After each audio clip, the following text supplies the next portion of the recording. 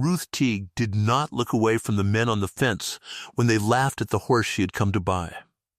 There were 11 of them along the rail of the killing pen behind the agate stockyards on the last Saturday in April, and every one of them had watched her count a single silver dollar into the horse trader's palm for the ruined black stud in the corner. And every one of them had a thing to say about it. The auctioneer's clerk had already crossed the horse off the book as unsold and dog meat, which is why the trader took her dollar, and Ruth Teague had 90 days to put $600 in the Cattleman's Bank of Agate, or lose the dry willow to the man leaning easiest on the rail. She led the horse out through the gate herself, on a plain cotton rope past the 11 men, and she did not hurry, and she did not lower her eyes, and afterward not one of them could have told you the color of her dress, only that she had walked a crippled black horse out of a killing pen like it was a thing worth walking slow. If a story like this one is the kind that stays with you, subscribe and ride along with us a while. These are the stories of the ones a whole county rode off in an afternoon, the women nobody would lend $1, and the horses nobody would give $1 for. And how often, in the end, the two of them turned out to be the same story told twice. The horse was called nothing at all. The trader had bought him 3 weeks before off a broke gambler coming down from the Leadville camps, and the gambler had bought him off a livery that had taken him for a board bill. And back of the livery was a name nobody at the pen wanted to say out loud, because the name belonged to Emery Rand, and Emery Rand was standing on the rail. What everybody could see was a black horse, near 16 hands, gone to rack, hip poor, ribbed like a washboard, his coat staring and dull, a great filled swelling down the back of his near foreleg, and a way of standing that kept the weight off his off fore, cocked and pointed, the way a horse stands on a foot that is killing him. He had a thin, crooked stripe down his face that stopped short and went sideways, like a river that had changed its mind, and one hind sock gone gray with old dirt. He was, every man on that rail agreed, a spavined, foundered, broken-down wreck, and $1 was $1 wasted. "That's a lot of horse to bury, Ms. Teague," one of them said, and there was the short laugh. The kind men let out through the nose. "You want? I'll dig the hole for 2 bits. I'll keep the 2 bits, Ruth said, and kept walking, and the laugh came again, softer, and Emery Rand smiled at the middle distance, the way a man smiles who has already won and is only waiting for the other party to find it out. She was 32 years old that spring, and she had been a widow for 14 months. Amos Teague had died in the 2nd week of March, the year before of the lung fever, 4 days after he rode fence in a wet spring storm to bring in the 2 bred mares he had mortgaged the home place to buy. And he had come in soaked through and coughing, and been dead inside the week, and the mares had both slipped their foals in the cold snap that killed him, so that the debt he died owing had bought exactly nothing that lived. That was the arithmetic Ruth Teague woke to every morning of the 14 months, $600 against 40 acres of the best creek bottom in the Arkansas Valley. A note Amos had signed in his own square hand at the Cattleman's Bank of Agate, coming due on the 9th of August, and Emery Rand holding it. Rand had not made the loan. The bank had made the loan. But in the Arkansas Valley in the summer of 1888, the difference between the Cattleman's Bank and Emery Rand was a difference a careful man did not lean on, because Rand sat on the bank's board, and Rand owned the newspaper, and Rand owned the racetrack, and the fairgrounds, and the 3-story brick hotel, and something close to 1/3 of the deeded water between the dry willow and the county line. And what Emery Rand wanted, in the ordinary run of things, Emery Rand got, at his own price, in his own time, and generally with the seller thanking him for it afterward. What Emery Rand wanted was the dry willow. He had wanted it while Amos was alive, and Amos had laughed at him, in the easy way Amos laughed at everything, and told him the day the Teagues sold the spring on the dry willow would be the day after the second coming. And Rand had smiled at the middle distance then too, and said, "Well, we'll see which comes first." The dry willow ran a live spring in a country where live springs were the whole of a man's fortune, and it held 40 acres of sub-irrigated bottom that made hay 3 cuttings deep when the rest of the valley burned, and it commanded the only easy ford on the lower creek, which meant it commanded the road, and Emory Rand had spent 9 years fencing and buying and foreclosing the Arkansas bottoms into one long green kingdom with exactly one stone in the middle of it, and the stone was a dead man's widow who would not sell. He had offered. He had come himself, in October, hat in hand, in the good black buggy, and sat in her kitchen and been kind. And that was the thing about Emory Rand that people who had never crossed him could not be made to understand. That he was, very often, genuinely kind, and that the kindness was real, and that it cost him nothing and changed nothing. He had offered to take the note off the bank's hands and carry it himself, at a lower rate, no hurry, a neighborly thing between people who had both lost something to that country. He had offered, when she said no to that, to buy the place outright for a figure that would clear the note and leave her something over, enough to go back to her people in Missouri and start decent. He had said, and Ruth believed he believed it, that a woman alone could not run 40 acres and a spring and a debt in a country that ate men whole, and that there was no shame in it, and that he was trying to do her a kindness her pride would not let her see. "You're trying to do yourself a kindness, Mr. Rand," Ruth had said. "It's just got my name on it." He had put his hat back on at that, still smiling, still kind, and told her the note would come due in August, the way notes did, and that he truly hoped, she'd have a good year.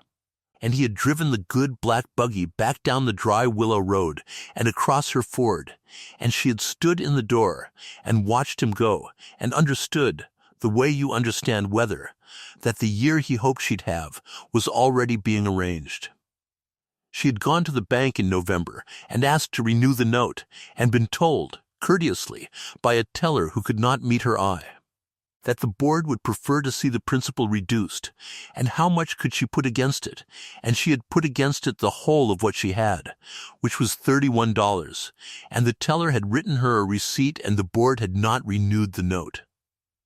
She had sold the wagon in December, and 4 heifers in January, and the last of Amos's blood mares, the one that had not died, an aged, empty, sweet-tempered mare he had loved, in February, to a horseman down at Pueblo, who paid her honest money and told her, gentling it as much as a horseman can, that the mare would not likely catch again, and that she was selling the last good thing on the place. By April, she had $210 hidden in a baking powder tin under the floor of the spring house, and no way under God's sky to make it 300, let alone 6, before the 9th of August, and she had gone to the Agaday stock sale that Saturday to sell her saddle. She had not sold her saddle. She had walked past the killing pen on her way to the tack table and seen a black horse standing on 3 legs with a river changing its mind down his face. And she had stopped, the way she had stopped for animals her whole life, the way her mother had taught her to stop. Shut your mouth and open your eyes and put your hand where nobody wants to put a hand. And let the animal tell you the one true thing everybody standing around has already decided they know. And the horse had told her. What a horse tells you, he tells you in the parts of him a buyer does not look at. A buyer looks at a horse the way Dr. Fife's whole county looked at a horse, from the front, from a little distance, at the color and the head and the general impression of ruin or worth, and a horse standing in a killing pen with his ribs showing and one foot cocked gives a general impression a child could read, and the reading is done. Ruth Teague did not read the general impression. She ducked between the rails, which no man on the fence would have done for $1, and which she did for $1, and she ran her hand down the horse.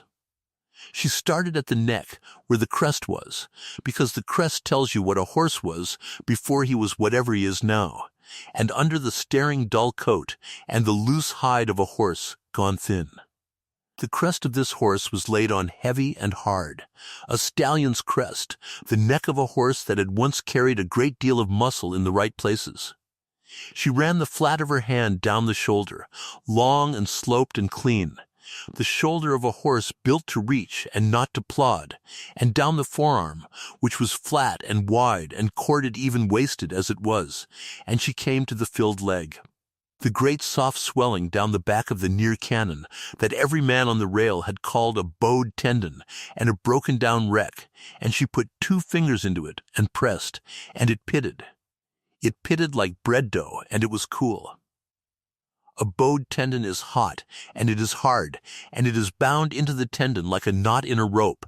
This was cold, soft fluid standing in a leg, stocked up.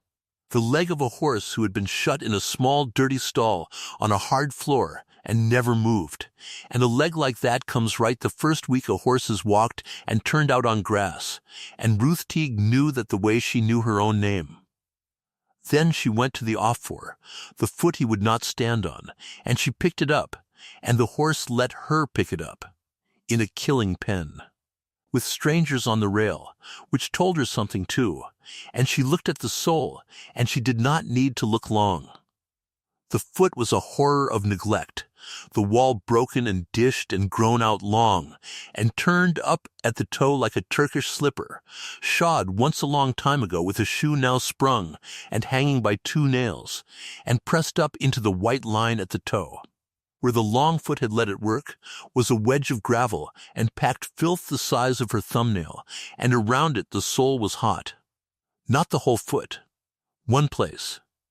She pressed it with her thumb, and the horse flinched the flinch of a live nerve, and she set the foot down gentle, and stood up, and put her hand flat on his neck, and let out a breath she felt she had been holding for 14 months. Because a foundered horse is ruined, and a bowed horse is finished, and a spavined horse is a cripple to the day he dies, and this horse was none of those things. This horse had a gravel, a bruise-turned abscess, working its slow way up under a foot left too long and shod by a fool, and a stocked leg from standing in his own filth, and the starved frame of a horse nobody had troubled to feed. And under the whole sorry catalogue of neglect, he had the shoulder and the crest and the flat wide bone and the deep clean hock of a horse bred to run and bred well, and every single thing wrong with him was a thing a person could fix with a hoof knife, a poultice, 6 weeks of grass, and the plain intention to try. What the whole rail had read as the general impression of a dead horse was the specific and curable record of a horse somebody had wanted dead, and had gone about killing the cheap, slow way, by neglect, and Ruth Teague had bought that record for $1, and now it was hers to read the rest of the way home. She walked him the 12 miles to the Dry Willow because she had sold the wagon. And it took her the better part of the day, because he could only just hobble on the bad foot, and she stopped every mile and picked the foot up and pressed the hot place and studied it, and about the 7th mile, on the road above the ford, the abscess she had been pressing toward the surface all day let go. It broke at the heel bulb in a black stinking rush, the way they do. The poison of weeks running out down the horse's pastern into the dust, and the horse gave one great tremble all down his body, and set the foot flat to the ground, and put his weight on it for the first time in Ruth, could not guess how long, and blew, and dropped his head, and began, right there in the road, with the pressure gone out of him, to walk sound. Not good, but sound. Flat-footed and honest on all 4 legs, and Ruth Teague stood in the road above her own ford, and put her forehead against the black neck, and did not cry, because she did not cry where anyone might come along, and there was no one to come along, and she did not cry anyway, and then she led him down across the ford and home. She had 2 people left on the Dry Willow, and the county counted both of them as part of what was wrong with the place. One was Newt Rourke, who was not, that April, anybody's idea of help. The other was a man named Solomon, who was near 70, and had come with the place, had come in truth with the country, having been born a slave in Tennessee, and come west after the war, and worked the dry willow bottom for Amos's father, and then Amos, and now, because he had nowhere in the world to be sent, and Ruth would sooner have sold her own hands than send him. For Ruth, Solomon could no longer swing up on a horse from the ground, and his eyes had gone milky at the edges, but Solomon could sit on an upturned bucket in the shade of the spring house and watch a horse move across a lot, and tell you in 4 words, a thing it would take a veterinary college 4 pages to get wrong. And when Ruth led the black horse into the home lot, that evening Solomon watched him come the length of the lot and was quiet a while, and then said, "Somebody spoiled a good horse." "Somebody did," Ruth said. "On purpose," Solomon said. It was not a question, and Ruth did not answer it, because she did not yet know it for true, and Solomon did not need her to answer it, having already read it off the way a good horse had been let go, to ruin one careful neglect at a time. He got up off the bucket and came and stood at the horse's head and breathed into the black nostrils the way old horsemen do, letting the horse have his smell. And the horse breathed him back, and Solomon put one crooked hand flat on the long, clean shoulder and stood there a while feeling what Ruth had felt at the pen. The horse under the wreck. "He's got a motor in there," Solomon said finally. "You can feel it idling." He looked at Ruth across the black withers with his milky old eyes. "Where'd a broke gambler get a horse built like this, Ruthie? A horse like this don't fall down through the world by accident. A horse like this gets pushed." "I paid $1 for him," Ruth said. "I know what you paid," Solomon said. "I'm asking who paid to make him worth $1. And he ran his hand on down the shoulder to the near knee and stopped, and Ruth watched his old fingers find, under the winter coat, a thing she had missed in the fading light on the road, a set of hard-ridged lines laid crosswise over the point of the shoulder, and another set along the barrel behind the girth, old and healed and raised. The unmistakable print of a whip laid on hard and often and always in the same places, by a man who knew exactly where a whip does the most and shows the least. Solomon traced them without a word. Then he took his hand off the horse and wiped it slow on his trouser leg, as if to get something off it, and looked at the black horse a long moment, with an expression Ruth had seen on him only twice before, both times over things done to animals that a man does not forgive. "You feed him," Solomon said. "I'll doctor that foot. And we don't tell one soul in Agate County what's standing in this lot till it's too late for them to do anything about it." He picked up his bucket. "Because somebody in that county already spent good money killing this horse slow, and they are going to be real interested to learn he ain't dead. She named him Cinder in the first week, because that was what he looked like. A thing burned down to the black and the gray of it, cold to the eye, done. She named him for what the county saw, so that when the county learned what he was, the name would sit on them like a joke they had told on themselves. And she fed him. She fed him the way you feed a starved horse, which is to say carefully, a little and often, so as not to founder for real, the horse everyone already believed was foundered, bran and scald and good creek bottom hay, and then, as the weeks warmed, the grass itself, the deep green sub-irrigated grass of the bottom that Emery Rand wanted so badly, turned into black horse a mouthful at a time.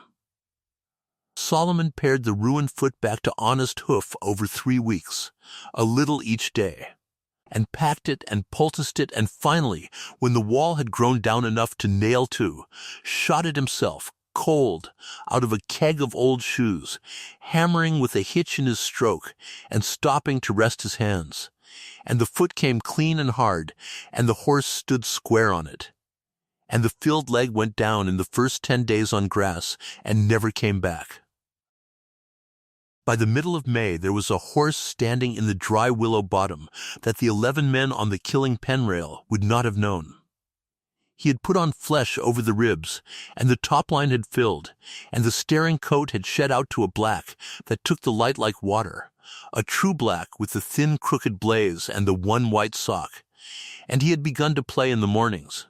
to buck and wheel and run the fence line for the joy of a body that no longer hurt, and the first morning Ruth saw him run, flat out, low, reaching, the length of the 40-acre bottom in a time it took her breath, she stood at the fence with a bucket in her hand and understood that she had a problem she had not planned on. She had bought a foot and a leg and a starved frame she knew how to fix. She had got in the bargain a horse that could run, and a horse that could run was worth a great deal more than $1, and things worth a great deal more than $1 did not sit unnoticed in Agate County for long. Which is about when Newt Rourke came back to being some use. Newt Rourke had ridden into the Dry Willow the winter Amos died, and never quite ridden out. He had been once the best race rider in the southern half of the territory, a light, quiet man with hands that Amos used to say could thread a needle at a dead run, and he had ridden for Emory Rand for 6 seasons and won Rand a great deal of money, and then one July 4 years back he had got down off a Rand horse in the winner's circle at Agate and told Rand, in front of the crowd, that the horse had been stopped in an earlier heat on Rand's order and won when the money was right, and that he, Newt Rourke, was done being the hands that did it. He had said it quiet, the way he said everything, and Emory Rand had smiled at the middle distance and said nothing at all, and within the year Newt Rourke could not get a mount at any recognized meeting between Pueblo and the line, and could not get credit at any store Rand's bank reached, and had taken to the bottle the way a proud man takes to it, in silence and alone, and had drifted at last to the Dry Willow because Amos Teague was the one man in the country who would still put a hand out to him.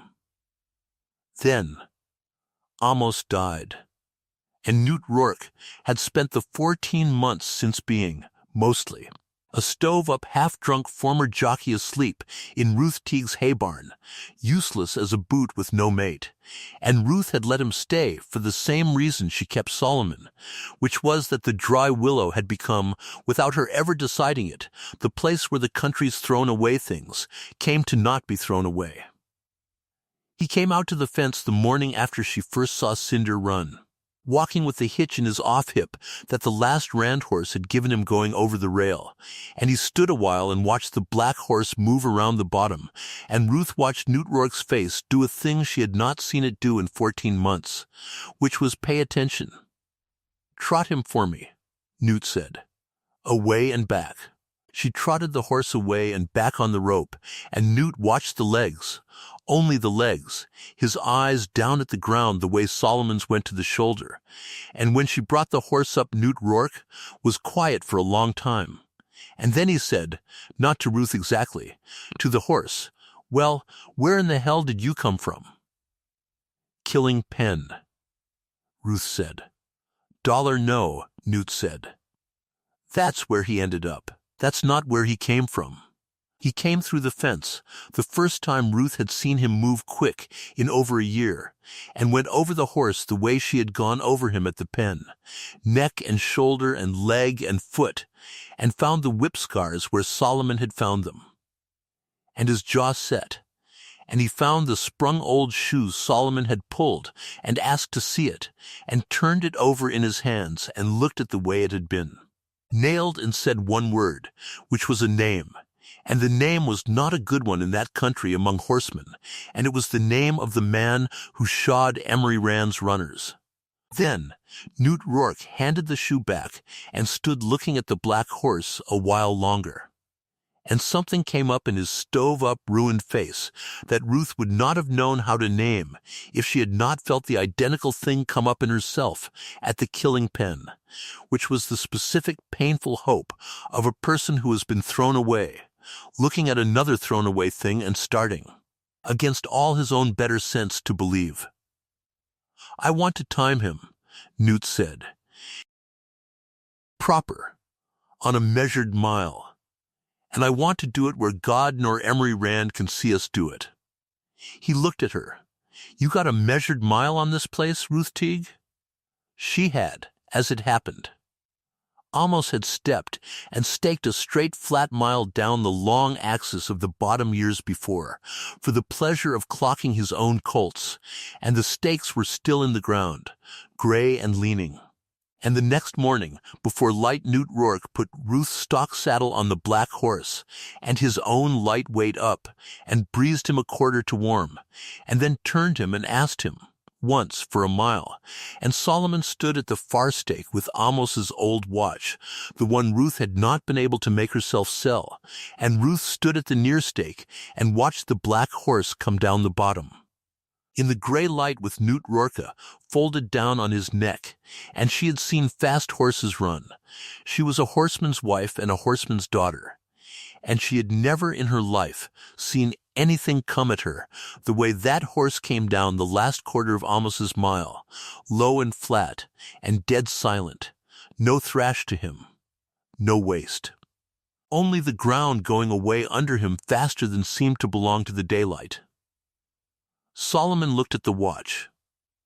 Then he looked at it again, and shook it, and held it to his milky eye, and looked at it a third time, and Newt Rourke pulled the blowing horse up, and turned him, and came back at a walk, and he did not ask the time. He looked at Solomon's face, and he knew already. And he sat there on the black horse, with the reins loose and his ruined hip, and his 4 years of dust, and he began, without a sound, to weep, the tears just standing and falling off a still face. A proud, quiet man comes suddenly and helplessly apart over a stopwatch, because he had spent 4 years being told he was nothing by a man who had made him do a shameful thing, and here in the gray dawn was the horse that could make it right, standing black and sound under him in a widow's hayfield, running a time that Newt Rourke had heard bettered maybe twice in his life and never at any track in Agate County. "Don't tell me," Ruth said. "Not the number.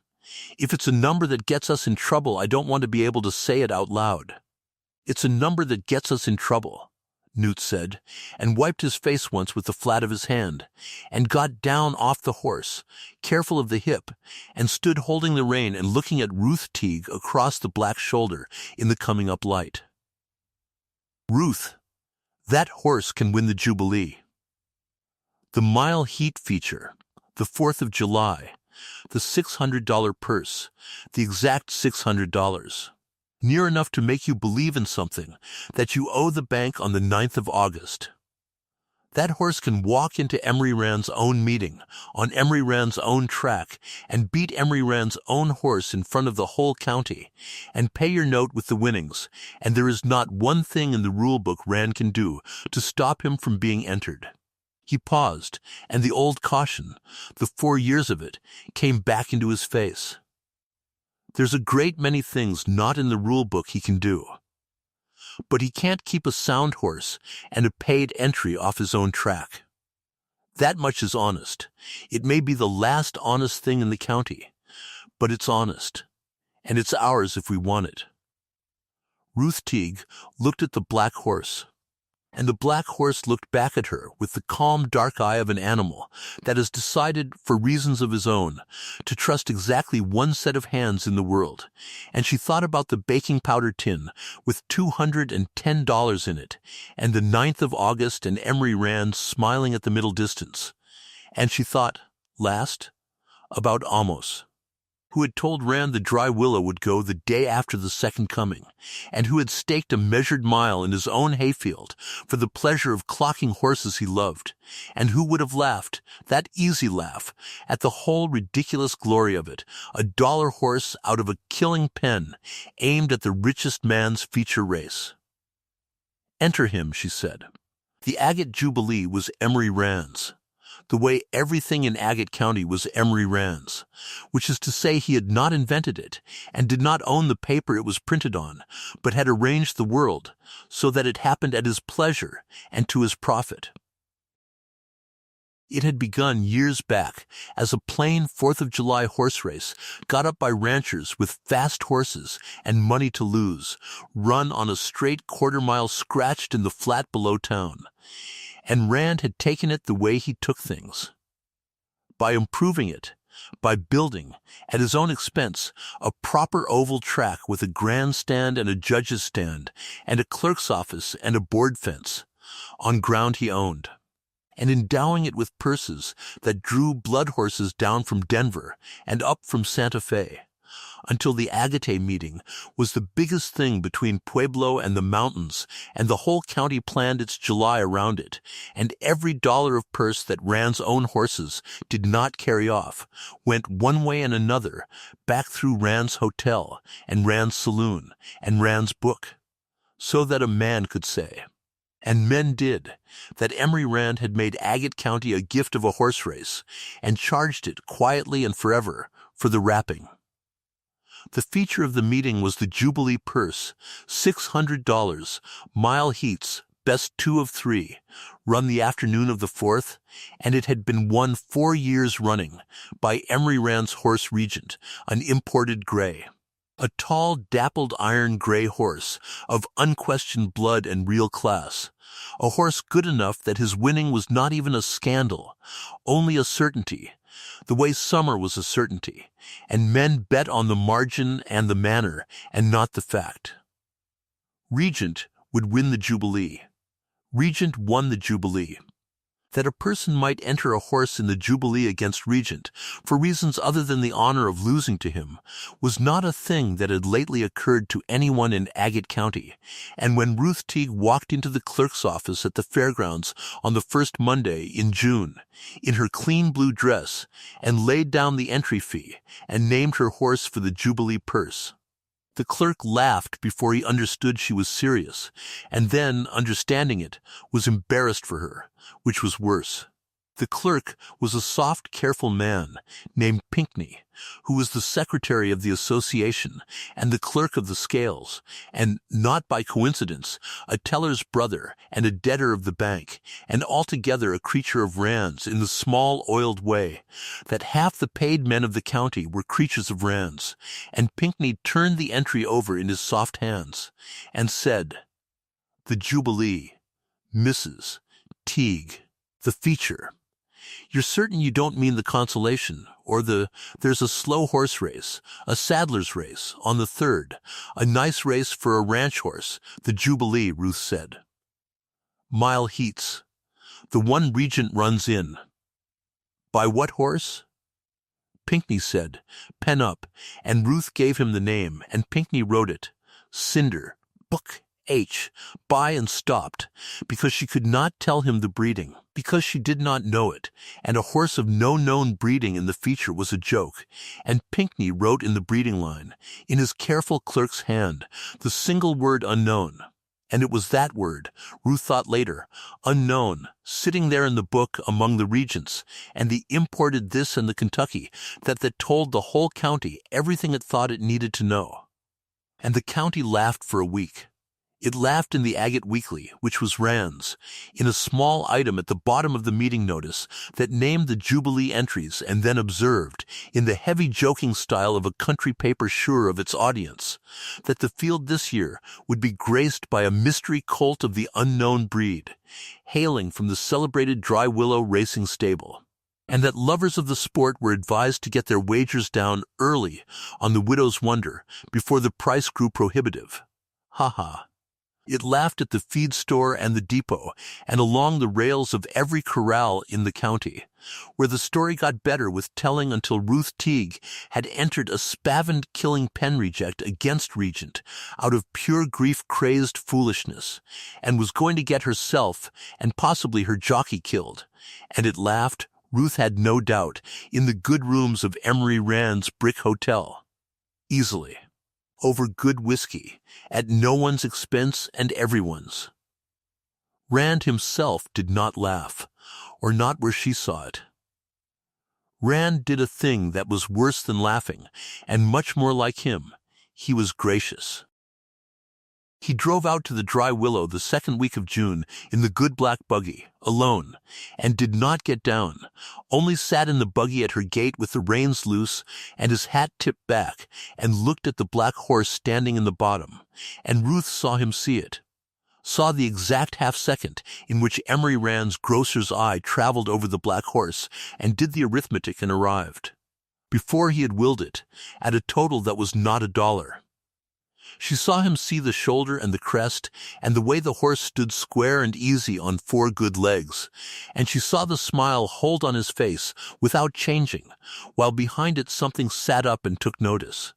And then she saw him decide, in the way powerful men decide, that whatever the horse was, it was a problem of a size he was entirely equipped to solve, and the smile came the rest of the way up into his eyes. "Well," Emery Rand said, looking at the horse, "you have surprised me, Mrs. Teague, I confess it. That is a better horse than they told me." He looked at her then, still easy, still kind. "I'll give you $300 for him. Right now, off this buggy seat.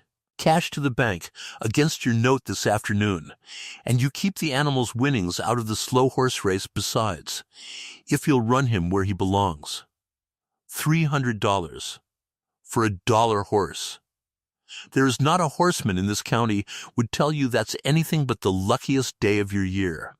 And it was, by every measure the county used, a fortune and half her note, and a genuine kindness of the kind Rand specialized in, real money for real value freely offered, and Ruth Teague stood at her gate and understood the whole of it in the offer. Understood that Emery Rand had just told her, in the only language he had, exactly how afraid of her horse he was. Because Emery Rand did not pay $300 in a country where he could take a thing for $1. Unless the thing frightened him, and a horse that frightened Emery Rand was a horse worth a very great deal more to Ruth Teague, standing in her own hayfield, than $300 in the bank. "He's not for sale, Mr. Rand," she said. The smile did not move. $400. He's not for sale. Emery Rand looked at her a moment, and the kindness in his face did not go away. That was the thing she never got used to, that it never once went away, but it changed, the way a still pool changes, when something turns over deep in it without breaking the surface, and he gathered his reins. "You know," he said, pleasantly, "your husband said a thing like that to me once. Not for sale. About this same 40 acres. He looked out over the green bottom, the deep sub-irrigated grass, the live spring, the easy ford. I was fond of Amos. I want you to believe that. And I told him then what I'll tell you now, as a kindness, because you are about to spend the last good weeks of your summer on a foolish hope, and I would spare you it if I could." He tipped his hat back down. "Everything on this creek is going to be mine, Mrs. Teague, not because I'm a hard man. Because it is the nature of water to run downhill and gather, and I am downhill of everything, and I have the patience of a low place. Your horse is a fine horse. He will not change the direction of water." And he clucked to the buggy team and turned in her lane and drove down to the ford. And Ruth stood at the gate and watched him cross her water and understood that the price of the horse had just gone up past $300 and past $400 and past any figure Emery Rand meant to pay in money, because she had just made him understand that she could not be bought, and a man who cannot buy a thing he has decided to own has only the other ways left. And Emery Rand knew all of them. Newt Rourke had watched the buggy from the barn, out of Rand's sight, the old habit of a man who did not care to be seen by Emery Rand, and he came out when the dust was settling on the Ford road and stood beside Ruth at the gate. He offered to buy him, Newt said. It was not a question. 300. Then 4. Newt Rourke let out a long breath through his teeth and looked at the black horse. And then he looked down the Ford road, where the dust of the good black buggy was thinning into the June afternoon, and when he spoke his voice had the flat quiet of a man reading a track he has ridden before and knows the bad ground on. Then it started, Newt said. He tried the easy way, and you shut it. Now he'll try the cheap way, and when the cheap way don't take, he'll try the ugly way. And Ruth, he turned and looked at her, and there was no drink in his eyes at all. There had not been since the morning of the stopwatch. I've been the cheap way. I know every foot of that ground. So from here to the 4th of July, you do not turn that horse loose. You do not leave him unwatched an hour. You do not let a stranger pass the gate. And you do not, whatever else you do, trust one single thing that comes to you wearing Emery Rand's kindness. Because I have seen what's under it, and it is patient, and it does not lose. The cheap way came first, exactly as Newt had said, and it came dressed as the rules. The Jubilee was run under handicap, which meant that the association's secretary, weighing the known form of the horses, assigned each of them a weight to carry, lead in the saddle pad if the horse's own rider was light, so that in theory the worst horse and the best horse crossed the line together, and the race was a contest of the assignment as much as the animal. In an honest meeting, a handicap is a fine and subtle thing, a way of making a race of unequal horses. In Agate County, the handicapper was Pinckney, and Pinckney was Rand's, and the weights for the Jubilee came out the 3rd week of June, posted on the board outside the clerk's office, and Ruth Teague rode in to read them, and stood in the road and read the black horse's assignment 3 times, to be sure the country sun had not addled her. Regent, the 4-time winner, the acknowledged best horse in the meeting, was assigned 118 pounds. Cinder, the unknown, the dollar horse, the mystery colt of the unknown breed, was assigned 158.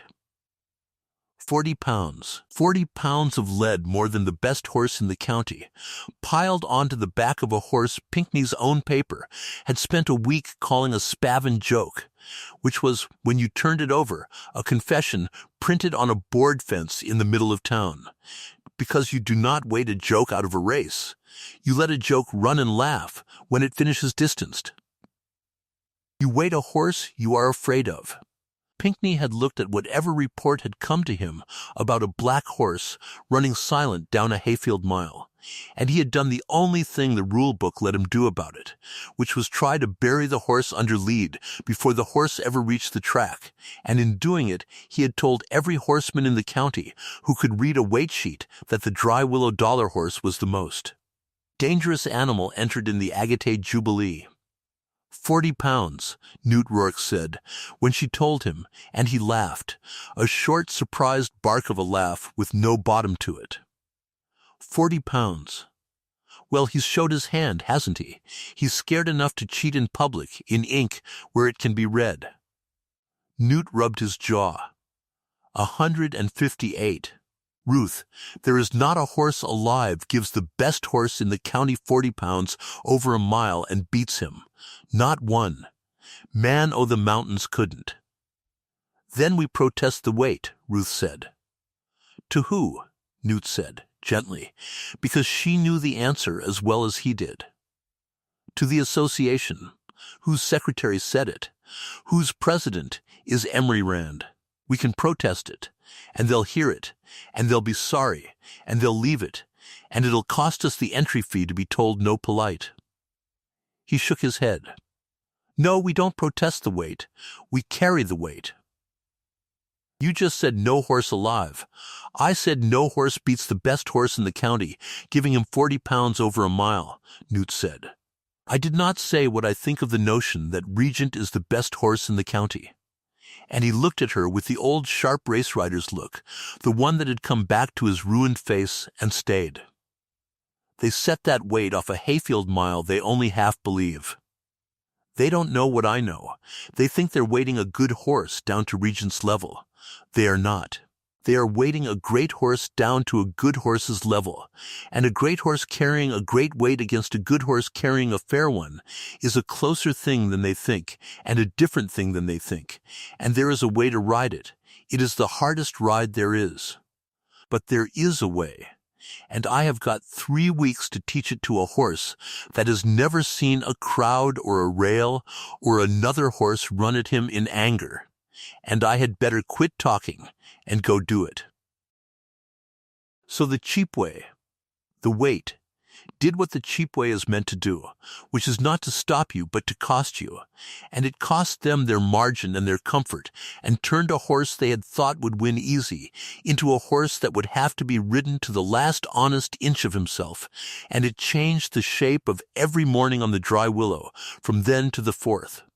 Newt Rourke put the lead in the pad, 40 pounds of it, hateful gray bars, and taught the black horse to carry it, first at the walk and the trot, and then, as June burned down toward July, in long, strong gallops down Amos's staked mile with the weight up, teaching the horse to spend himself slow and hold something back and find, in the last quarter, when the weight told and the lungs burned. One more reach, teaching him, Newt said, to run tired, which is the only thing worth teaching a racehorse and the thing no horse learns willing. And because the horse had never seen a race, they had to make him a race, and here the thrown-away place gave up its thrown-away riches. Because Newt Rourke had spent 6 years learning every dirty half-second of Emery Rand's craft, and now he taught it all, backward, as armor. He had Solomon on the aged saddle horse, and Ruth on a borrowed cow-pony, and himself on Cinder.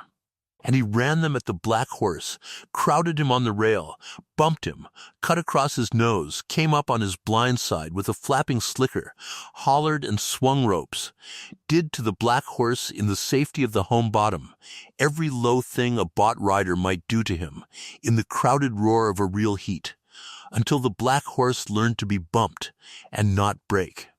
To be crowded and hunt for the hole, to have a slicker snap in his face and lay his ears and run harder, to trust the hands on his neck through all of it. They will foul us, Newt said, over and over, like a catechism.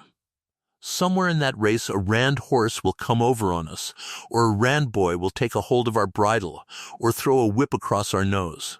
Because they cannot beat this horse clean, and they know it now. They've known it since the weight sheet. So we do not get surprised by it. We practice it. A thing you have practiced cannot panic you. That is the whole of what I know, Ruth. 4 years of it, and it is finally worth something. It was in the last week of June.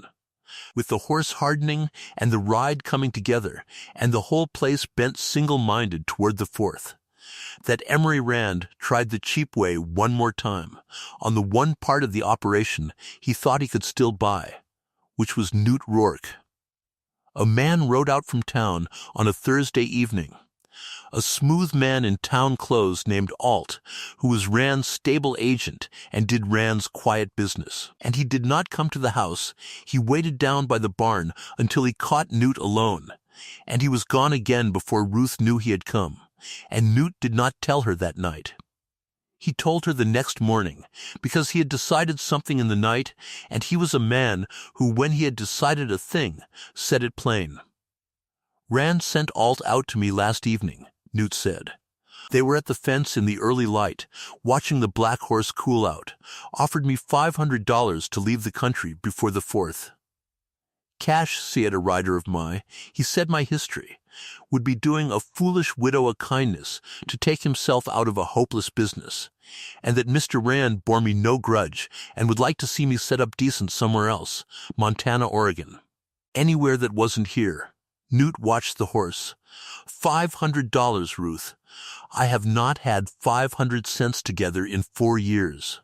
It is more money than I have ever been offered at one time in my life, and all I have to do to earn it is get on a horse and ride away from the one race in the world I want to ride, and let you find some cow country boy who's never sat a running horse to try and carry 158 pounds past Regent.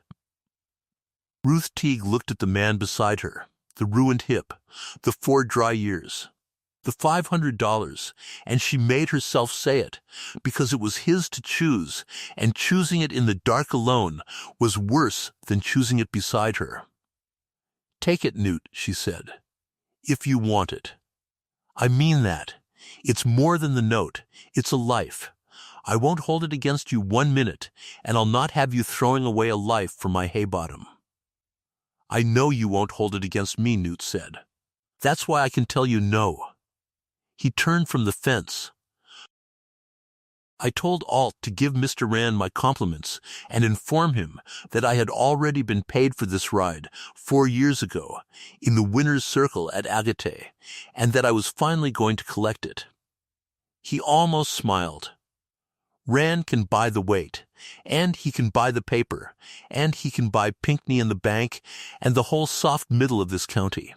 He can't buy the one man who already knows exactly what he's worth. That's the flaw in owning people, Ruth. Once you've bought a man, he knows his price, and a man who knows his price is the one man you can't raise it on. He picked up the lead rope. Now, 26 mornings. Let's go teach him to run tired. The men's mockery Ruth could carry. Because the men's mockery was loud and simple, and mostly to her face, and a loud, simple cruelty is a thing a person can set her shoulder against. It was the women's she had to learn to carry that June, and the women's was neither loud nor simple. She had to go to town for the veterinary's letter, and for coffee and nails, and the few things the place could not make itself. And going to town meant the sidewalk in front of the mercantile, and the sidewalk in front of the mercantile in the weeks before the Jubilee was where the county's women held their court. They did not laugh at her the way the men laughed. They were, most of them, kind, in the particular way that is worse than cruelty, because you cannot take hold of it. They were sorry for her. They watched her come along the boards in her clean-mended blue dress, a widow who had sold her wagon and her mares and her husband's saddle down to the last thing, and then spent $1 on a dying horse and entered it against Regent, and they arranged their faces into sympathy, and the sympathy said, more plainly than any jeer, poor thing, she has lost her mind along with her man. Grief has turned her, there but for the grace of God, and it followed her down the boards like a cold draught. The sharpest of them was Verna Sloat, who was the wife of the man who owned the mercantile, and held herself the first lady of Agate, now that Mrs. Rand kept mostly to the brick house and her headaches, and Verna Sloat had made a small career of Ruth Teague's decline, tracking each sold-off thing and mourning it aloud to her circle with a relish she took care to dress as concern. She stopped Ruth on the boards that June with one gloved hand and a face full of trouble. "Ruth, dear," she said, "we've all been just sick about you. That animal, Emery Rand, and you know what a good man he is. Whatever's between you, Emery Rand offered you $300. They say, and you turned it away, for pride, and now you'll run that poor creature to death in front of the whole county and lose everything. And for what? A woman alone cannot go on this way. There is no shame in being beaten by what beats us all. I say it because I am fond of you." She squeezed the gloved hand. "Sell him the horse. Go home to your people. Let this end with a little of your dignity kept back." And Ruth Teague stood on the boards in the June sun and understood that Verna Sloat believed every word, and that the believing was the poison in it, and she thought about saying nothing, which was her habit, and then thought better of it, because the horse had begun to teach her something about the reading of ruin that went past horses. "You've been fond of me since February, Mrs. Sloat," Ruth said, level and quiet, so that the women along the boards leaned in to catch it. "That's about when I started selling things. Folks get fond of a widow right about the time she starts to go down, and they stay fond of her the whole way, and they are never so fond of her as at the very bottom, and then they are done being fond." She drew her hand back. "Gentle, my dignity's not in the baking powder tin with the last of the money, ma'am, so there's none to keep back and none to lose. It's out on the dry willow bottom, standing on 4 sound legs. You come to the Jubilee. You watch him run. And then you tell me, after, which of us it was that couldn't see straight this spring." And she went on down the boards to the mercantile door, and behind her the circle was silent, and Verna Sloat's gloved hand hung a moment in the air where Ruth's arm had been.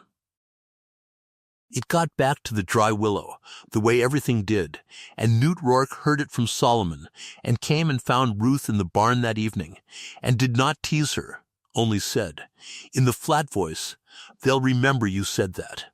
When he wins, they'll every one of them remember they were on the boards the day you said it. He forked hay. And when he loses, they'll remember it worse. You know that. You put yourself out where there's no climbing back." "I know it," Ruth said. "Good," said Newt Rourke, and there was something almost like approval in it. A person who knows there's no climbing back rides different than a person who thinks there's a soft place waiting. Rides better. Ask the horse.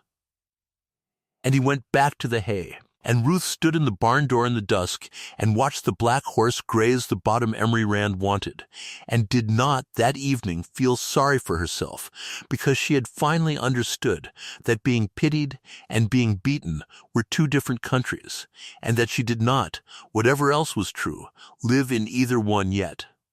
The thing that turned the whole summer over, that turned it from the story of a widow and a hopeful horse into the story of what Emery Rand had done and would do to keep from being seen, came to Newt Rourke on an ordinary evening in the last days of June, while he was picking the black horses off for the foot that had been ruined and come clean, and it came to him through his hands, the way the true things came to all of them on the dry willow.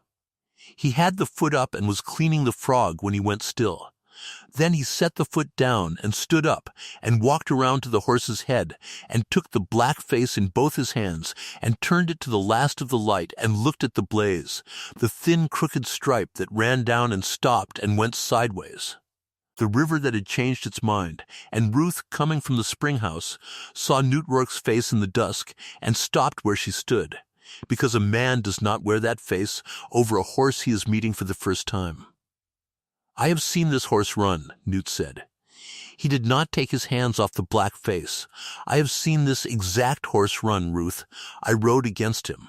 That blaze, I have watched that blaze come at me down the lane at Pueblo, with my own horse flat out under me and not gaining an inch." He turned, and his voice had gone strange and low. "This is Ember.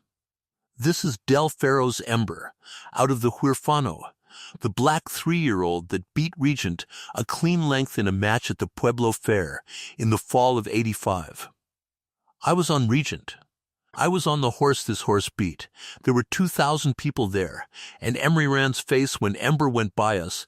I have thought about that face for 3 years and never knew why it stayed with me. It stayed with me because I had never before seen Emery Rand look at a thing he could not have. And then the whole shape of it stood up in the dusk in front of them. And Solomon, on his bucket, said it out loud before either of them could, in the flat old voice of a man who had watched powerful men take things his whole long life and had stopped being surprised by the ways of it around the time of his manumission. "He bought the horse that beat him," Solomon said. "And then he broke it." That was the first truth, and once it was spoken the rest of it read off plain as a brand.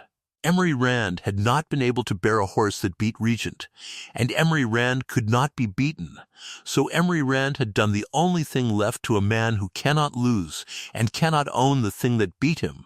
He had bought Ember off Del Ferro that same winter.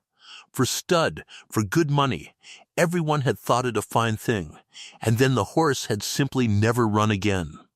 Had been given out as having broken down in training, gone wrong, no account, and had dropped down through the world the way Solomon said a good horse only drops when he is pushed, stall to stall, bill to bill, hand to hand, each owner told he was ruined, and each passing him along cheaper, the whip laid on in the places it would not show to teach a proud horse to quit. The good foot left to rot in a filthy stall until it abscessed, until the one horse that had ever beaten Regent stood on 3 legs in a killing pen worth $1 for his hide, and the man who had arranged every inch of that long careful murder could ride past him on a Sunday and feel nothing but the mild satisfaction of a low place that has gathered what ran downhill to it. The lameness was made, the ruin was made. Everything the county had read as the horse's nature was the precise and patient record of what Emery Rand did to things that beat him, and Ruth Teague had bought that record for $1 and doctored it sound, and it was standing in her hayfield with a motor idling in it, aimed at the 4th of July. The second truth came the same night, sitting late at the kitchen table with the lamp turned low, and it was Ruth who spoke it, turning Amos's watch over and over in her hand. "It was never the horse race," she said. "Newt, listen to me. A horse race is $600 and a year's bragging. Emery Rand does not wait a horse to death in ink and send $500 out to bribe a broke jockey and drive out here himself twice over a horse race. That's not the size of it. That's too much spent for $600. She set the watch down. "He's not trying to keep me from winning a purse. He's trying to keep me from paying that note." The horse was going to pay the note, and the note is the last hold he has on this water. And this water is the whole of what he's wanted for 9 years. It's the ford, it's the spring, it's the 40 acres in the middle of his kingdom that won't be his. The horse race is just the shape the fight happens to have taken, but the fight is the dry willow, same as it has always been, same as it was when Amos was alive, and if we win the race and pay the note, he loses the dry willow forever. And Emery Rand does not intend to lose the dry willow. He'll let the horse be entered because he can't stop it. But he does not mean to let that horse pay this note, and he has 3 weeks to make sure of it, and he will spend whatever it takes, because it was never $600 to him. It was the last stone in his creek. Newt Rourke was quiet a long time in the lamplight. Then he said, "Then he can't just beat us. You see that? It's worse for us that you're right." He leaned in. If it was only the race, he'd be content to beat us fair-looking, pile the weight on, run Regent, take his chances, tip his hat if we win. But it's the note, so a win doesn't just cost him a purse, it costs him the water, which means he cannot afford to let us win at all, by any road, and he cannot afford to be seen to cheat, because a man who owns the bank and the paper and the county has to look clean, or the whole soft middle stops being afraid of him for the right reasons and starts being afraid of him for the wrong ones. So he needs us to lose in a way that looks like our own doing. He needs the horse stopped, or the race lost, or the win taken back, and he needs the county to believe, when it's over, that the fault was ours. He stood up and limped to the dark window and looked out toward the barn where a lantern burned low and Solomon sat up with the horse, because from that week they did not leave the horse unwatched at night at all. "I know how he does it," Newt said to the glass, "because I did it for him. He does it at the inquiry. He fouls you, or he dopes the horse, or both, somewhere in the running where the crowd can't see clean. And then his men swear it the other way round, swear you fouled them, swear you doped, swear the mystery horse of the unknown breed is a ringer run under a false name to rob honest men. And he takes it to the stewards who are his, and they void your race for your cheating, and the purse is saved, and the note falls due, and the widow goes home beat and shamed, and the county nods, because it always suspected the dollar horse was too good to be honest. That's the play. Dope and foul and swear it backward. I have stood in that inquiry room, Ruth on his side of the table, and watched an honest man lose his horse to a lie told by 3 bought witnesses, and I never said a word. He turned from the window. This time I know it's coming. That's the one thing we've got that Pharaoh never had, that no man Rand ever broke has had. We know the whole play before the flags dropped. So we don't just train a horse. We build the case he'll need to answer before he ever makes his move, and we get honest eyes onto that track that aren't his. And when he swears it backward, we have the truth already written down and dated and witnessed, the way you'd handle any liar. You let him tell his lie all the way out, and then you show the room you knew he'd tell it. So they spent the last 10 days before the 4th doing two things at once, training a horse and building a lawsuit. And Ruth Teague, who had never in her life thought past the next season's hay, learned to think the way Emery Rand thought. 3 moves out, in the cold. Newt rode down to the Huerfano and was gone 2 days and came back with Del Ferro himself up behind the wagon seat, old Ferro, who had bred Ember and sold him, and grieved him, a leathery, close-mouthed horseman who got down stiff in the dry willow lot and walked up to the black horse and stood a while, and then reached up and pushed the black upper lip back with his thumb and looked at the bar of the gum, where 3 years before he had inked a small private mark into a promising colt the way a careful breeder will. A thing no buyer looks for and no thief thinks to change, and Del Ferro looked at his own mark in the mouth of a horse the county called a dollar reject, and took his hat off, out in the sun, to a horse. "That's Ember," Ferro said. "That's my horse. I sold him to Rand's agent for stud in November of '85, and I was told the next spring he'd gone wrong and been put down." He put his hat back on, and his voice did not change, but his hands were not steady. "I have grieved this horse 3 years, ma'am.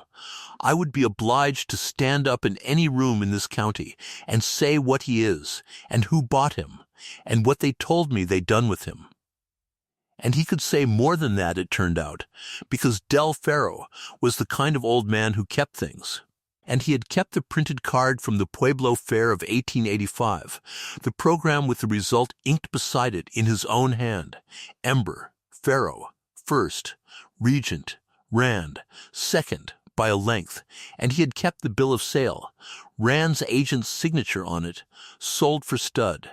And those 2 pieces of paper went into the back of Amos Teague's tally book, alongside Solomon's dated drawing of the whip scars and the sprung old shoe with the crooked nailing, and the record Ruth had bought for $1 was now a record written down, dated and witnessed, exactly as Newt had said, before Rand had made his move. They got the honest eyes, too, which was harder. Newt could not get a neutral steward. Every man Rand would seat in the judge's stand was Rand's, but the rules of a recognized meeting, even Rand's meeting, provided that any owner could, at his own cost, engage a veterinary surgeon to examine a horse on a claim of foul, and Ruth spent 11 of her hidden dollars to bring Dr. Merriam up from Pueblo, a plain, hard veterinarian with no stake in Agate County and no love for Rand, engaged and paid in writing to be present at the meeting and to examine, hands-on, any horse in the feature that any party accused, and that piece of paper, too, went into the tally book. Because Newt Rourke had learned in 4 bitter years that the way you beat a lie sworn in a steward's room is not to shout the truth louder, but to have arranged, days before, for an honest man with a diploma to already be standing in the room when the lie is told. And still, with all of it, the horse could only run the race himself, and it was the horse they came for, 2 nights before the 4th. They came the way Newt had said they would come, in the dark, quiet, 3 men afoot who had left their horses back at the ford, Alt and 2 others, and they came for the one thing that would end it cleanest and leave no mark, which was the water. They did not know that no one on the dry willow had slept a whole night in 2 weeks. They did not know Solomon sat up every night in the black dark of the barn with the horse and a scattergun across his knees and his milky old eyes closed.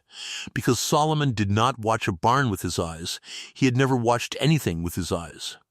And when Alt eased the barn door and slipped in and poured the contents of a bottle into the horse's water bucket in the dark, the first he knew of Solomon was Solomon's voice, quite close and quite calm, saying, "I already heard you pour it," and both barrels going off into the roof beam over his head loud as the end of the world. It came apart fast then, in the dark and the powder smoke, men running, Newt out of the house with a lantern, and his old pistol, and his bad hip, Ruth behind him, and they drove the 3 of them off the place, and down toward the ford, no one much hurt, Newt's hip wrenched again in the running, so that he could barely stand after, and it was a victory. And it was ruin, because, in the confusion, before Solomon fired, before anyone knew, the black horse, a horse, thirsty, in the night, offered water, had dropped his head to the fouled bucket and drunk. Not much. Solomon had heard the pour, and fired within the half-minute. But the horse had drunk, and by the gray of the morning of the 3rd of July he was down. Not dead. Down and groaning and wet with pain, gut-struck, rolling to get away from the thing griping his belly, and Ruth Teague knelt in the straw with the head of the one thing that could save her in her lap, and understood that Emery Rand had, after all, and with 2 nights to spare, most likely won, because whatever had been in that bottle was in the horse now, and a horse that colicked hard could die of it, could twist a gut and be dead by noon, and even the ones that lived came through a bad griping days weak and drawn and empty, and the race was tomorrow, and there is no man alive runs a mile under 158 pounds against the best horse in the county the day after a poisoning. Solomon did not kneel and did not weep and did not say a word about it being lost. Solomon had been a boy in Tennessee doctoring other men's stock with what grew in the fence rows 60 years before there was a veterinary anywhere he was allowed to fetch, and Solomon smelled the dregs in the bucket and put his crooked finger in it and touched it to his tongue and spat, and named it. A purging thing, a griping thing, cheap and evil and not, he judged, in the dose the horse had got before the gun went off, a killing thing. And then Solomon went to work with the whole of his 60 years, and it was the oldest and least glamorous kind of horsemanship there is, the kind that has no crowd and wins no purse. He got the horse up. Because a horse that lies still and rolls will kill himself, and a horse kept walking will not. And he walked him. He and Ruth walked that black horse in a slow ring around the home lot through the whole hot day of the 3rd of July and into the night, hour on hour, while Newt lay useless and cursing on a cot with his hips swollen tight. Walked him and drenched him with Solomon's fence row remedies, and would not let him lie down, and would not let him quit. And somewhere in the deep of that second sleepless night, the griping eased and the horse blew, and dropped his head, and stood, wrung out, gaunted overnight to the ribs, trembling, empty as a gourd, but alive, and over it. And when Solomon at last put a hand on the belly and listened, sound in his gut, sound, and drawn so fine you could have hung a hat on his hip bones, and weak as a kitten, with a mile heat feature to run against a fresh regent in 14 hours, carrying 40 pounds of lead over the best horse in the county, ridden by a man who could barely climb into the saddle. Well, Newt Rourke said, from the cot, gray-faced, when the gray of the 4th of July came up at last over the dry willow, and Ruth came in from the lot with the news that the horse would live. He was quiet a moment. Then the old race rider's ghost of a smile. We wanted him to learn to run tired. Reckon we needn't have troubled. He's going to run this one on his nerve and the dregs of his heart, and so am I, and so are you. He got himself up off the cot, one hand on the wall, testing the hip, his face going white with it, and setting hard. Get the colors, Ruth, the blue. Amos's cap. If we're going to lose Emery Rand's race in front of the whole county, we are by God going to lose it in Teague colors. On the horse that beat his horse, with the truth wrote down in the tally book, and if we're going to win it, there's only the one way left to do that too. Same way, get the colors. The whole county came to the Agate Jubilee on the 4th of July, 1888, because the whole county came every year, and this year it came in a holiday humor with an extra thing to look forward to, which was the Widow's Folly, the dollar horse, the mystery colt of the unknown breed, entered against Regent to the general delight of everyone who had $1 to bet and a joke to make. They came in wagons and buggies and horseback from every draw in the country, and the grandstand filled and the rails filled, and the flat above the track filled with rigs, and there were bunting and a brass band and a politician and firecrackers and a barbecue, and somewhere in the good shaded boxes at the head of the stand sat Emery Rand in a pale summer suit, gracious and easy, accepting the deference of the county the way the low place accepts the creek. And when Ruth Teague led the black horse onto the grounds in the early afternoon, a kind of laughing sigh went along the rail, the sound of a crowd getting the entertainment it had paid for. They led him in gaunt. There was no hiding it, and Ruth did not try. 2 nights of poisoning and walking had drawn him fine as a greyhound, ribbed up, his belly tucked, the flesh gone off him, that they had spent 10 weeks putting on, and the crowd read it as confirmation of everything. A broken-down dollar reject. See, look at the poor thing. Skin and bone, and the price on the widow's wonder which had opened long. Grew in the last hour before the feature to something a sporting man could hardly refuse, 20 and 30 to 1, and Rand's men in the betting stand wrote the widow's horse cheerfully into their books all afternoon, and every dollar of it, Newt said quietly, watching, was a dollar that was going to hurt them coming back. Newt Rourke came to the paddock in the Teague colors, faded blue, almost his own silk cap that Ruth had kept in tissue for 14 months, and he came white-faced and walking like an old man, the wrenched hip a live coal in him, and 2 of Rand's grooms laughed at the stove-up ghost in the dead man's colors until Newt looked at them and they stopped. Because there was a thing in Newt Rourke's face that day that did not invite laughing. Solomon saddled the horse himself, slow, checking every strap twice, and set the hateful 40 pounds of lead into the pad, and gave Newt a leg up, because Newt could not mount from the ground any better than Solomon could now, and settled him light and careful into the saddle, and stood a moment at the black horse's head with his crooked hand on the blaze. "He's got nothing left in the tank, Newt," Solomon said low. "You know it. They poured it out on the barn floor 2 nights ago. What he's got is what's in his heart, and there ain't but the 1 drink of that. So don't you go to it till there's nothing else in the world left to go to. You hear me? 1 drink. Make him wait." "I hear you," Newt said.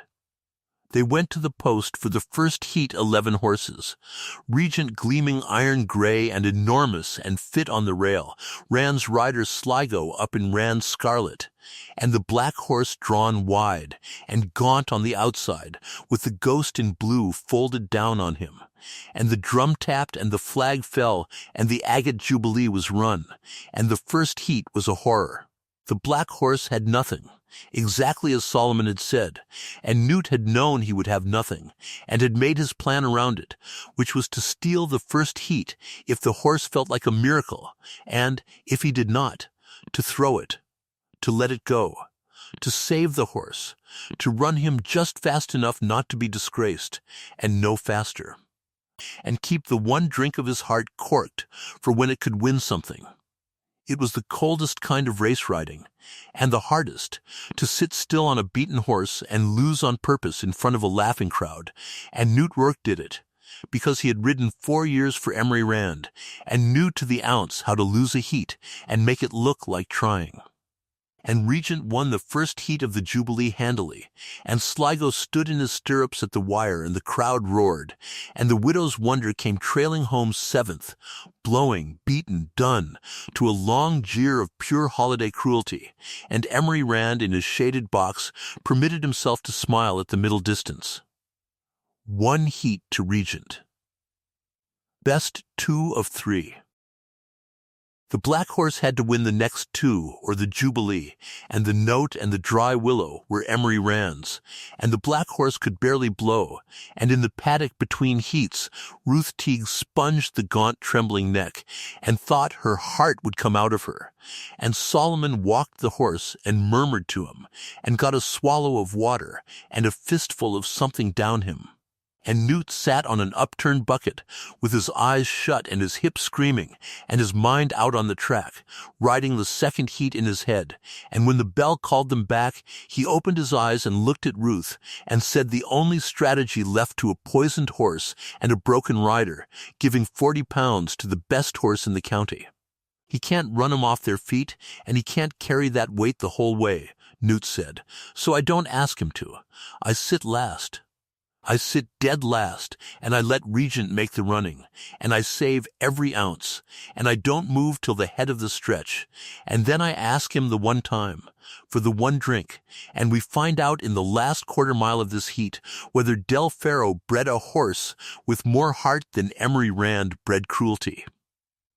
That's the whole race, Ruth. That's the whole summer. 1/4 mile. Watch the top of the stretch.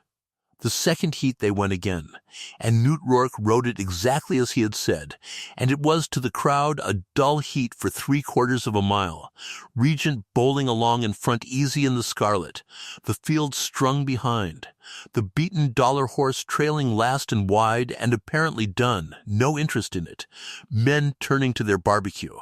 Ruth Teague stood at the rail by the head of the stretch with Amos's watch dead in her hand, not breathing, and she watched the horses come around the far turn strung out, with Regent lengths clear, and the black horse dead last, where the whole county had put him.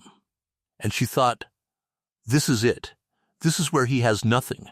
And then she saw Newt Rourke, at the head of the stretch, sit down and ask. She saw him gather the gaunt black horse, and drop his hands and go to him. And she saw the black horse change, saw the ears go flat, and the head lower, and the stride, which had been the tired shuffle of a poisoned animal, saving himself, open all at once into the thing she had seen down Amos's hayfield mile in the gray dawn. Low, and flat, and reaching, and silent. And the one drink of his heart came up out of somewhere no poisoning could reach, and Ember, who had beaten Regent 3 years before, on the same kind of afternoon, went after Regent again, from dead last, carrying 40 pounds of a rich man's fear, up the Agates stretch with the ghost of a ruined jockey folded down on his neck in a dead man's blue. He came from last to 7th, and the barbecue was forgotten. He came from 7th to 4th, and the grandstand came up onto its feet in one motion, with a sound Ruth had never heard a crowd make. He came from 4th to 2nd, eating the ground, and at the 8th pole he ranged up on the great iron gray horse that had won 4 Jubilees, and Sligo went to the whip on Regent and Herd. Coming up on his flank, no whip at all. Only the reaching silence of a black horse and a quiet man who never in his life needed to hit one, and 40 yards from the wire, in front of the whole disbelieving county, in front of Emery Rand come up standing and Gray faced out of his shaded box, the Dollar Horse put his gaunt poisoned head in front and kept it there, and won the second heat of the Agate Jubilee by a length that a blind man could have called from the top of the grandstand. 1 heat each, and the whole country on its feet, screaming for a widow's Dollar Horse. And Emery Rand standing white and still in his fine pale suit, understanding, the way Ruth had understood at her gate in October, that the easy way and the cheap way and the poisoning had all failed, and that there was one move left on the board, the ugly one. The one Newt Rourke had ridden inside of for 4 years, and Ruth saw Rand turn from the track and say 3 low words to the smooth man alt at his shoulder, and she gathered up Amos's tally book off the rail and held it to her chest and walked toward the judges. Stand, because she knew, the way she knew weather, what was coming down out of that stand before the deciding heat, and she meant to be standing in the room when the lie was told. The objection was lodged before the black horse had stopped blowing, exactly as Newt had said it would be, and it was lodged in the proper form, on paper, in Pinckney's careful hand, and it was a beautiful thing of its kind, because Emery Rand did not do ugly things uglily. It objected to the horse entered as Cinder on 3 grounds: that the said horse was in truth a known and registered blood horse of proven ability, entered under a false name and a false description of breeding, to wit unknown, for the fraudulent purpose of lengthening the odds and robbing the honest bettors of the meeting, a ringer in the plain word. That in the running of the second heat, the said horse's rider had committed a foul upon the horse, Regent, and that there was reason to believe the said horse had been administered a stimulant, and that he be examined, and, the objection being sustained on any ground, that the horse be disqualified, his second heat awarded to Regent, and the Jubilee purse paid to the owner of Regent, being Emery Rand. It was read out in the low clerk's office under the judge's stand, hot and close, with the three stewards behind the table, all three Rand's men, one of them a cousin, and Pinckney at the end with his book, and Emery Rand himself standing easy by the window in his pale suit, not at the table, above the table, and Ruth Teague stood in the middle of the little room in her blue dress, with Amos's tally book against her chest, and Newt Rourke beside her white and swaying on his bed. Hip and Del Ferro behind them turning his hat in his hands, and outside the one window the whole county roared and pressed, held back by a rope, wanting its deciding heat. "Well, Mrs. Teague," the head steward said, not unkindly, for they were all of them, in the Rand way, prepared to be kind about it. "You've heard the objection. It's a serious business, a ringer, and doping's worse. Have you got anything to say before we rule?"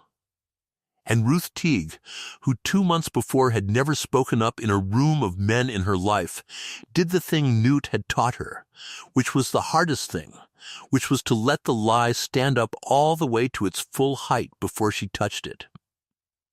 "I'd like to answer it in order," she said, "if the stewards will hear me out." And she opened Amos's tally book on the table. She took the ringer charge first, because it was the one Rand had built to hang her, and it was the one that would hang him.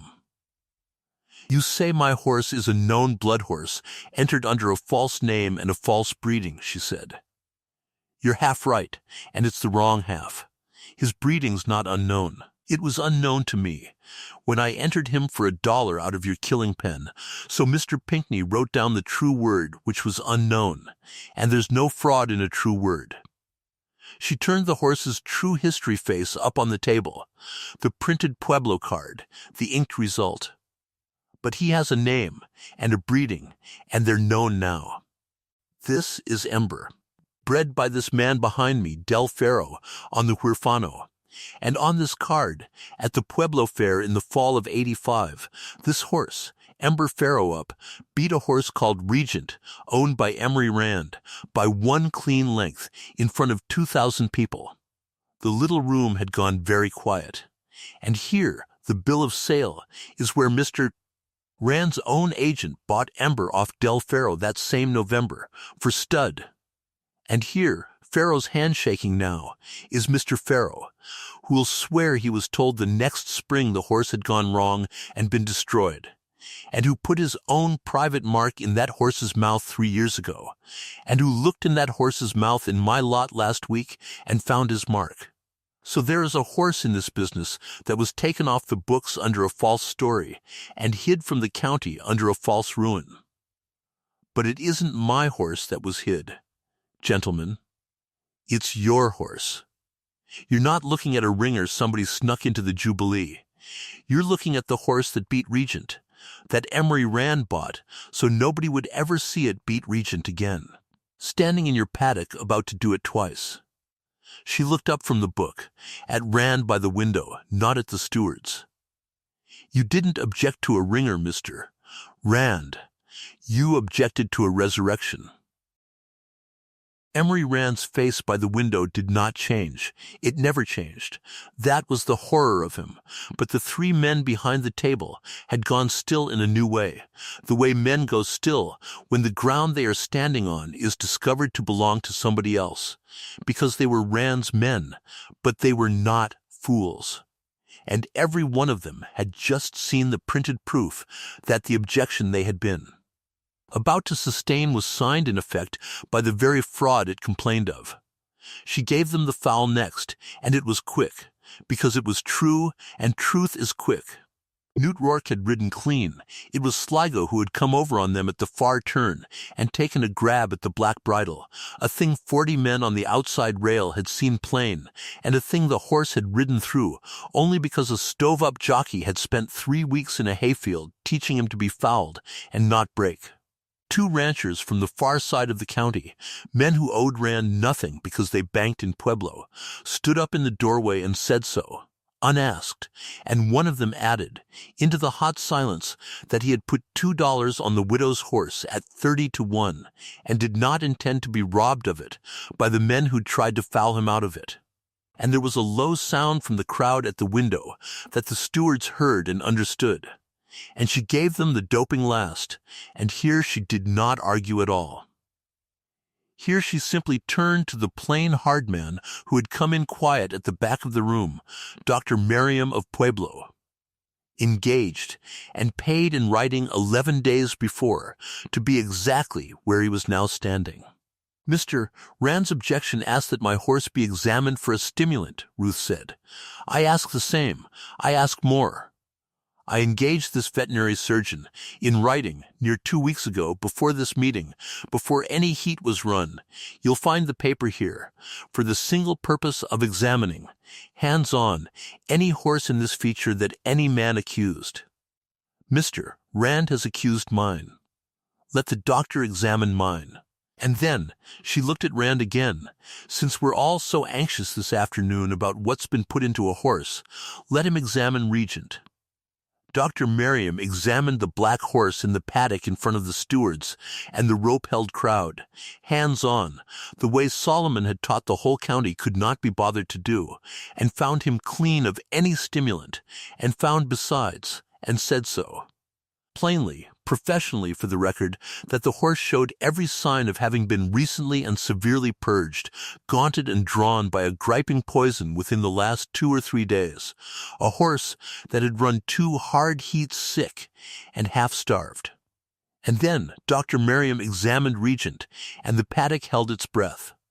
And the great iron-gray horse stood with his eyes too wide, and his skin twitching, and his heart going under the doctor's hand like a hammer, long after a horse's heart should have come down. And Dr. Merriam straightened up and looked at the stewards and did not soften it. "This horse, gentlemen, has been given a stimulant, and a hard one, within the hour. Somebody doped this horse to run, and it all came down at once.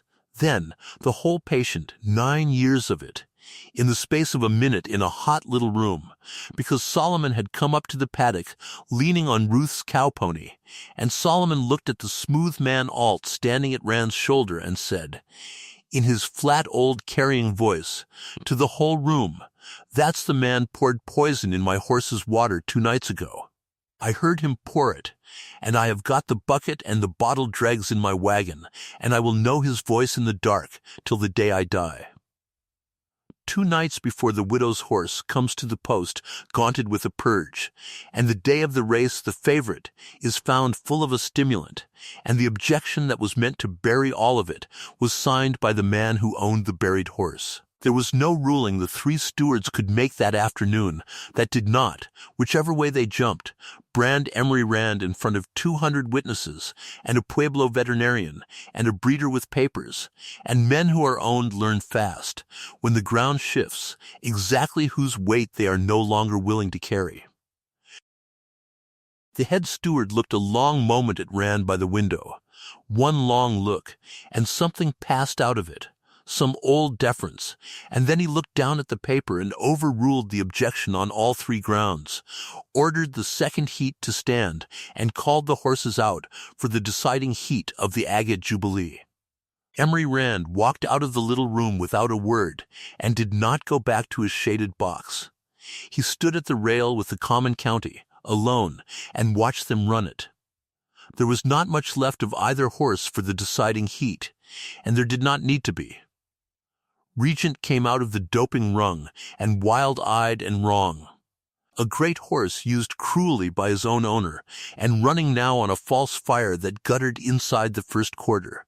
And the black horse came out gaunt and empty, and running on the last of the one thing Solomon had told him to save. But the county was his now. every soul of it up and roaring for the dollar horse. And a horse knows, a horse always knows.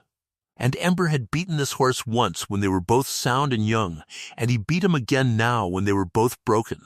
Honest at last, no weight of lead heavy enough, and no fire in a bottle hot enough to put Emery Rand's horse in front of Del Ferro's down the Agaty stretch. Newt Rourke did not even go to the whip. He sat still in the faded blue and let the black horse do the one thing he had been bred and born and ruined and resurrected to do, and Ember came home first in the deciding heat of the Jubilee by daylight, to a sound that they said afterward they heard clear out at the dry willow ford, and Ruth Teague stood at the wire with her husband's dead watch stopped in her hand, and did not cry. Because she did not cry where anyone could see, and there were 2,000 people there to see. So she stood straight and dry-eyed and watched her horse come back to her. And that, the county decided, telling it for years, was the most remarkable thing of a remarkable day. That the widow never smiled and never wept, only walked out onto the track and put one hand flat on the black neck, the way she had at the killing pen, and stood there with her hand on him while the whole world came apart cheering around the two of them.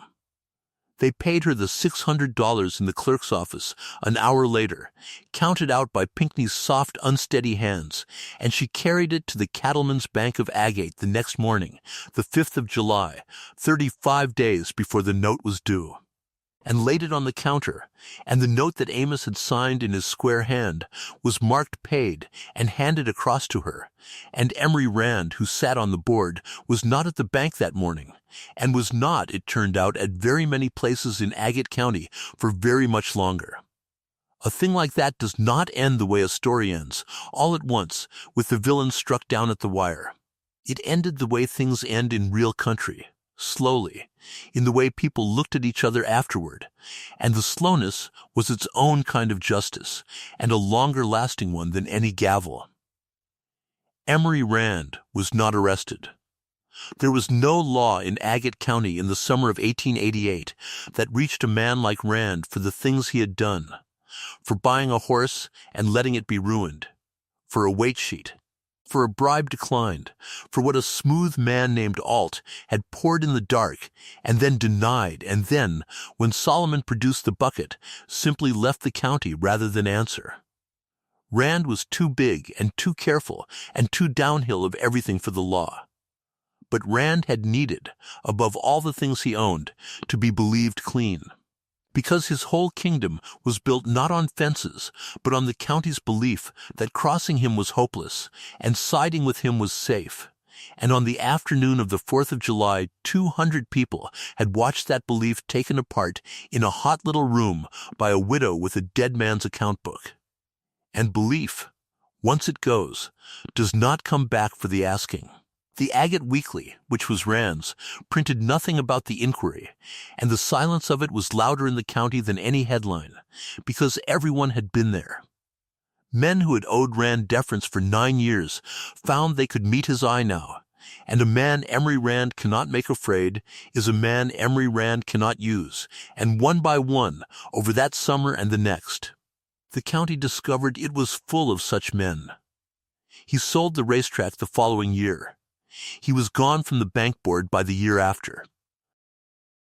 He did not get the dry willow, and he did not, in the end, get very much more of anything, because the patience of a low place only gathers what runs downhill to it, and after that 4th of July the water of Agate County, quietly, and then less quietly, stopped running Emery Rand's way. Ruth Teague went home to the dry willow, with a paid note and a black horse and 11 weeks yet of good hay weather, and she put the horse out on the deep green bottom that Emery Rand had wanted so long, and she watched him fill back out over the rest of that summer.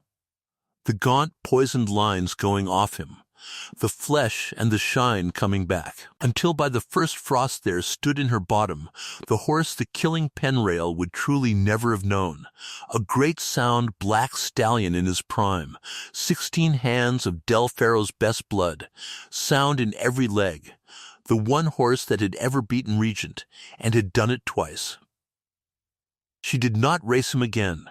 She did not need to, and he had earned it, and she had.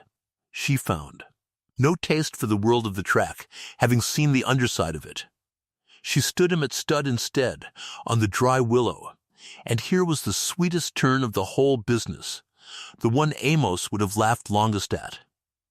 The same men who had leaned on the killing pen rail and offered to dig his grave for 2 bits came, within 2 years, hats in their soft hands, leading their best mares up the dry willow draw to breed to the dollar horse, and paid Ruth Teague a stud fee of $25 a mare to do it.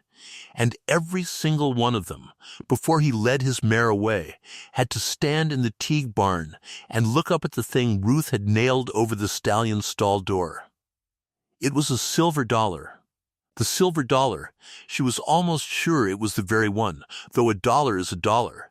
And Solomon said it did not matter whether it was the same coin, only that the men believed it might be. Which it did, plenty. She had nailed it up over the stall the week after the Jubilee, a single-worn silver dollar, bright side out, and she never explained it to anyone, and never had to. Because every man in Agate County knew exactly what it meant, and exactly what it cost him to look at it, which was the point. A dollar horse. There it was, the dollar, nailed over the horse, and there was the horse, worth more than any animal in the county, and the two facts sat there together over the stall door for 13 years, and made every proud man who came to breed a mare do a small, hard sum in his head about what he had once believed he could see. Newt Rourke stayed. There had never, from the morning of the stopwatch, been any real question that Newt Rourke would stay.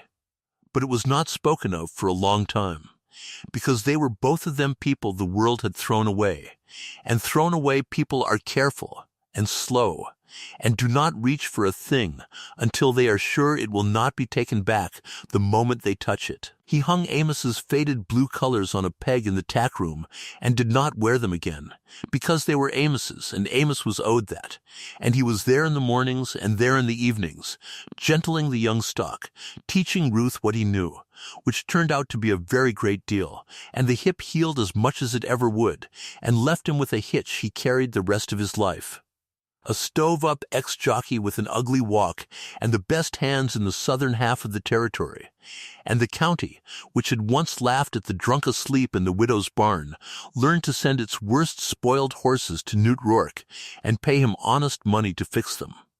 It was a full year and more before anything was said between them. And when it was said the way that country said such things, which was hardly at all. They were standing at the corral fence in a spring dusk, watching a black weanling colt play, Ember's first foal on the place, out of Amos's old empty mare that had, against the Pueblo horseman's certain word, against every expectation, caught after all, one last foal in her, sired by the dollar horse. So that the mare Ruth had wept to sell had come home, and thrown a black colt with a crooked blaze, and the last good thing on the place had turned out not to be the last after all.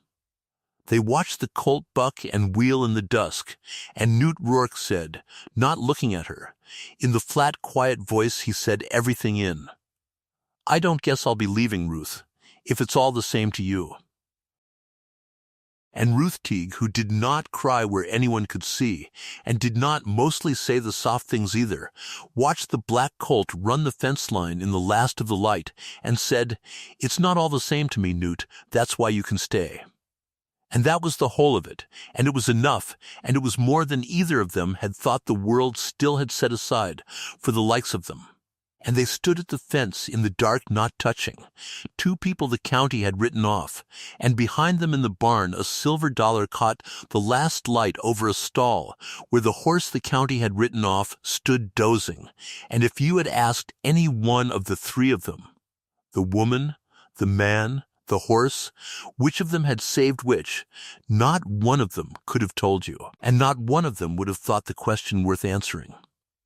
Solomon lived 4 more years and died in his sleep in the little room off the tack shed in the winter of 1892, and Ruth buried him on the rise above the ford, in the good ground, with a stone, which was more than the country he was born into had ever meant him to have, and she put on the stone his name, and under it 4 words. Because Solomon had lived his whole life saying the true thing in 4 words, and she thought he would want to go out the same way. The 4 words were, he read them right. And the men who came to breed their mares walked past that stone on the rise to reach the barn. And past the stone was the barn, and in the barn was the dollar over the stall. And it was, people said, the strangest quiet lesson in humility a proud county ever had to walk past twice a year to get what it wanted. And it worked on them slow, the way the true things work, the way water works on a low place, and Agate County was, by and by, a little less quick to laugh at a thing standing on 3 legs in a killing pen than it had once been, which is about as much changing as you can ask of a county, and more than most ever do. Ruth Teague kept the dry willow 41 years. She never sold the spring, and she never sold the Ford, and she never once, in all that time, sold a horse to a man she judged would spoil it, turning away good money more than once with the same flat courtesy she had turned away Emery Rand. And when strangers new to the country asked her, as they did for the story got told and grew, how a widow with $200 and a dollar horse had beaten the richest man in the Arkansas Valley at his own race on his own track, she would look at them a while with her level gray eyes and generally not answer, because the answer was not a thing that fit in the shape the question came in. But once, late an old woman by then, she answered it, to a young man from a stock paper who had come a long way and asked it kindly, and what she said got written down, and it is the reason the story comes down to us at all, and it went like this. She said the county had not been wrong about the horse. Exactly. The horse had been ruined. The leg had been filled, and the foot had been rotten, and the frame had been starved, and the marks of a hard cruelty had been laid on him in the places they would not show, and the killing pen rail had read every bit of that correctly, as far as it went. The trouble, she said, was that the rail had read the ruin and stopped, and called the reading finished, and a ruin is never a finished reading. A ruin is the record of what was done to a thing. And if you will trouble to read the whole of it, if you will duck under the rail nobody else will duck under, and put your hand where nobody else will put a hand, and read past the part that is easy to see, you will find, most times, under the record of the harm. The thing itself, the horse under the wreck, the motor idling, waiting on the one person willing to read the whole way down. They called him worthless, she said, and they were not lying. He was worth $1 the afternoon I bought him. Worth is just a word for what a thing is to the eyes that are looking at it, and to the eyes on that rail he was worth $1, and they priced him honest. What they could not do, what that whole county full of good horsemen could not do, and what has got nothing to do with horses when you come down to it, was tell the difference between a thing that is worthless and a thing they have not yet learned to see. And there is all the difference in the world between those two young men. There is a live spring's worth of difference. There is a whole life's worth. Most of what this country ever threw away, said Ruth Teague, it threw away for want of somebody willing to duck under the fence and read the rest of it. I ducked under one fence, one time, for $1. That's the entire secret, and you may print it. I have had 40 years to look for a better one, and there isn't a better one. What they call worthless is mostly just something nobody has yet cared enough to learn to see. And that is the story of the widow they laughed at, and the dollar horse nobody wanted, and the richest man in the Arkansas Valley, and the 4th of July in 1888, when a whole county learned, slowly and against its will, and never quite completely, the way a county learns anything, the difference between a thing that is finished and a thing that is only waiting to be read.